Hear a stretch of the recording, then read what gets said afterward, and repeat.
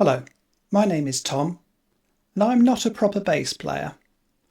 So if you have lots of expensive basses and great bass amps and loads of experience in recording and mixing bass, then this video might not be for you. But if you are, say, a guitarist who just wants to record a decent variety of bass sounds without spending loads of money, then this might be helpful. So what I'm going to do to start with is go through what I've tried. So I'll go through different basses I've tried for different amp sims and pedals, and also give an idea of my basic presets for recording bass within Reaper, so my default effects chain, and why you use it. So if you follow all these steps, you should be able to get a decent variety of sounds without spending a lot of money. Okay, so to start with, the first bass I had was just an Aria Pro 2. I had a 4-string and then I traded it in and got a 5-string when I started playing 7-string guitar. And it was fine. They're about, you can get them secondhand. There's tons of them in shops, secondhand shops. So you can get it for about, usually go for about £150, £160, about $200. Later on, I decided I wanted to get something a bit better. So I did have a good look around and did a bit of research. And I tried a few different ones as well. But the one I decided to go for, which wasn't too expensive, and there's lots of second-hand ones around, is an Ibanez SR505. So this gives a good variety of sounds.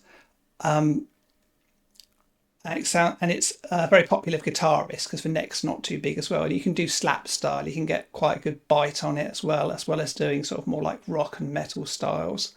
So I found one on eBay, ordered it. A few days later, a pushchair turned up. So on closer inspection, I could see that somebody had switched the labels on it. So eventually I got my money back from that. And then I got another one off eBay. And that was fine to start with. I was very pleased with it. But then after a few months, the strings started falling out the bridge on the higher strings. So I Googled this, and it turned out there was a problem with these basses, that the bridges were faulty. So eventually I contacted the distributor. So if anybody else has this problem, just contact the distributor for Ibanez, and they sent me out a free one, easy enough to fit, and now it's fine. Later on, I also thought, I fancied having a go at fretless bass, because I'm not a proper bass player. I didn't want to spend a fortune on it. I just wanted to have a go and just see how I got on with it. And I found one in the local paper for £40. That's about $50. So it's an old Court bass, which they're basically the same as like some of the old Ibanez ones. They're literally the same body, but just with different branding.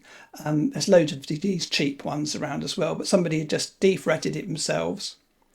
Taken all the paint off, replaced the knobs, and it's actually a lot better than you would expect. I mean, obviously it's not going to compare to a £700 or £800 bass, but it's still pretty good. And well, for me anyway, just for messing about with and just learning something new, which is what I wanted to do. So when I started recording bass, I didn't have a proper bass amp because I'm really a guitarist and I didn't want to spend loads of money on one. So I just started looking at the different software options I had available. So I had Amplitude. So there's several bass amps in there. So you can see the Ampeg one there. But they're okay, but none of them are brilliant. I also tried Guitar Rig, and I think you've just got the one Bass Pro bass amp there.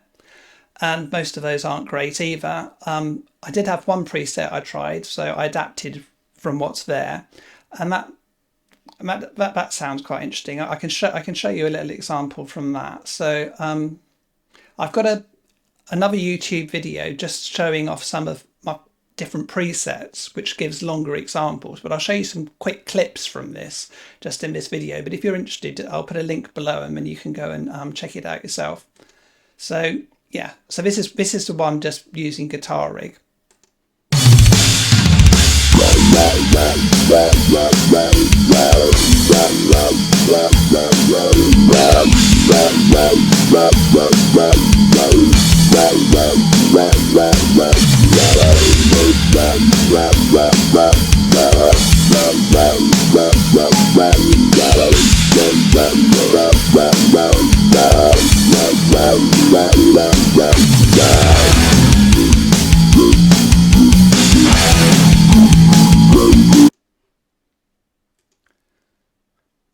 that's okay. You can see that's more of a novelty sound. You wouldn't be using that on everything. So I tried those, and I also tried Helix Native, and which is much more expensive, and that wasn't brilliant either. But all of these ones can be improved considerably with using some better quality IRs. I mean, generally of the guitar ones, that's the case of all the VSTs as well. So the other one I did try is the Neural DSP one, and that was better and had a good variety of sounds, but it wasn't, say, significantly better or different than just this one, which is another free one. And this is basically a copy of the SansAmp bass preamp, so it doesn't even use any bass IRs. So if you just want something that's free and decent, I'd just go for this option. I'll put a link in the description below. You can do it. But after trying this one, I thought it might be worth actually trying the real hardware version, because they do tend to be better. But after looking on YouTube and various videos, I found that a lot of people said that the Behringer version, which is basically a rip-off, is a fraction of the price. So it's like £27. And looking at the videos, it seems to pretty much sound the same. So Behringer have quite a bad reputation, but this actually seems very solid, and it seems to work fine, and it's really cheap, and it actually sounded better than any of the DSTs I tried, and it was £27, which is like about $33. So I would try the free bod one first, and then maybe just think about that. I mean, that's less than some sets of strings cost for this, so I mean, you can't really complain. But then later on, I did buy an Axe Effects, and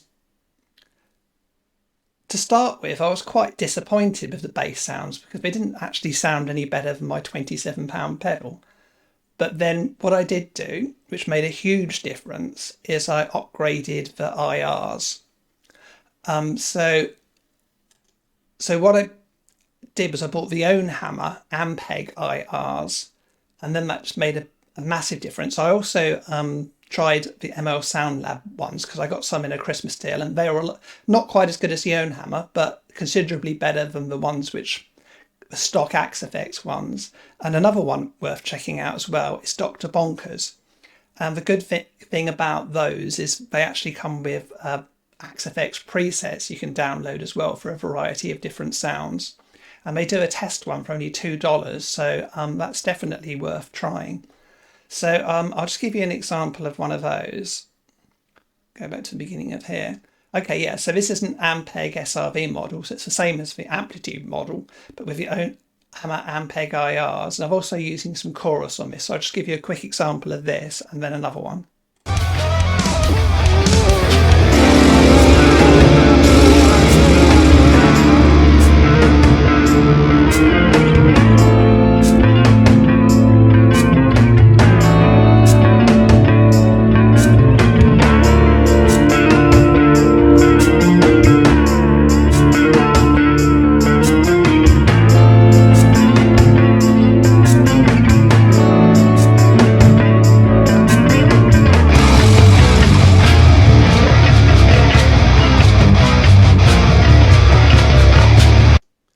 Okay, so that's one with a bit of chorus on using an Ampeg one. The other bass amp I like that in here is the orange one. And a good one to use with that is if you use the DARKGLASS pedal in front. That's quite a good one for, let's get to the beginning of that. So use the DARKGLASS pedal, and some people just use that as a preamp pedal. They're quite expensive though, you just buy them on their own, but you can use it in the Axe Effects, and that works quite well with sort of modern djenty sounds. It's very clanky sound. I'll give you a quick example of that as well, just so you see that coming from the Axe Effects. So for the basically rock and metal styles, I found I've got the best sound so far by using the Axe effects, but only with the upgraded IRs.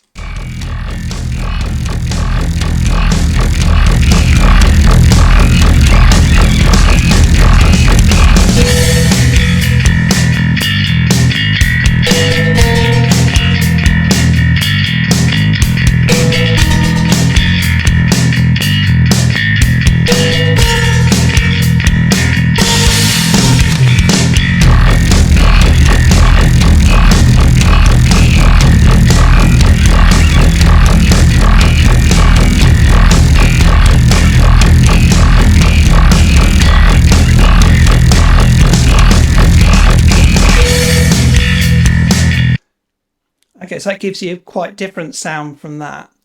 One other thing I should mention, if you want a good clanky sound like that, which metal, something a lot of bass videos will tell you is you always need to keep changing the strings for recording. And for certain things, that's true, but bass strings can be very expensive. I mean, as I said, like a set of bass strings can cost more than just that pedal I showed you. And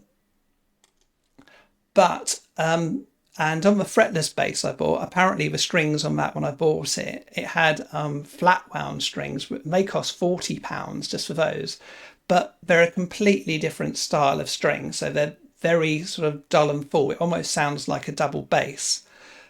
And you don't necessarily want new strings for everything. So I saw a video recently of some old session bass player, and he hadn't changed the strings for decades because that was his sound. He liked that very dull, full sound. But if you do want the more sort of metal style, it does sound better with new strings. But a lot of them just are very expensive, so people don't want to change them. But what I did find was on Amazon, you can buy these ones for £12.99 as opposed to like £30 for a set of strings, and they seem to be just the same. So apparently there's only about 5 or 6 places in the whole world that actually make guitar strings. They're just big factories. It's just not so. A lot of the same different manufacturers' guitar strings are literally not only made in the same factories, but probably by the same people on the same machines. So yeah, if you don't believe me, maybe buy a more expensive set of guitar strings and then try these ones as well. They're only £12.99 and see if there's any difference. I mean, you probably will have differences between different types of strings and you'll probably prefer some over others. But the basic quality, I'm not convinced there is a big difference. So yeah, that will save you quite a bit of money as well. You can get those on Amazon for £12.99 at the moment, or less for 4 strings. It's about £8.99 for just a 4-string set. Right, so the other thing which I tried, I said that the Axe effects too I found best for rock and metal styles, but I've also been messing about a bit with fretless bass, as I said, and also some slap bass. And I actually found the best sounds I got from that was actually through the SOUNDTOYS rack. So I bought that last year myself for $99. And that's one of the best things I've ever bought. It's really good for a big variety of things. Also, I've got some other videos on YouTube showing off some SOUNDTOYS stuff. So have a look at that if you're interested. But don't buy it straight away. Wait for there's a sale on before you buy it. So I'll show you a bit of sort of COD slap bass I did, just showing off that. So yeah, this is a preset exactly already in it called Slap Your Bottom.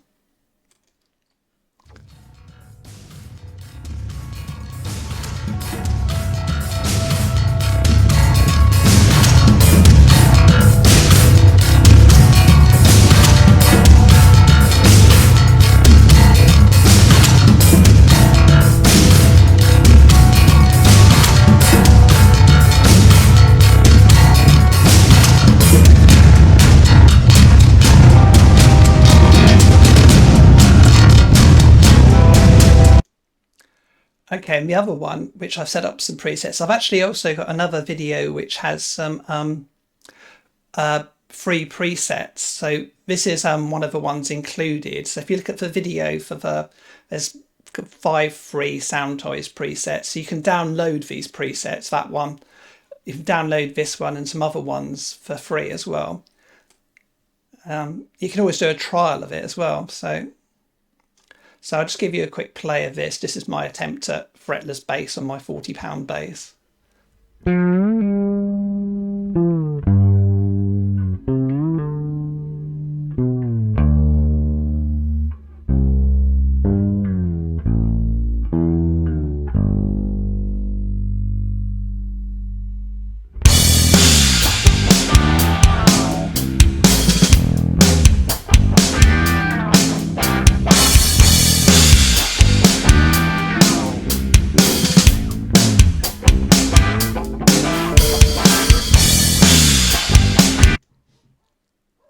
Okay, so that's enough of that.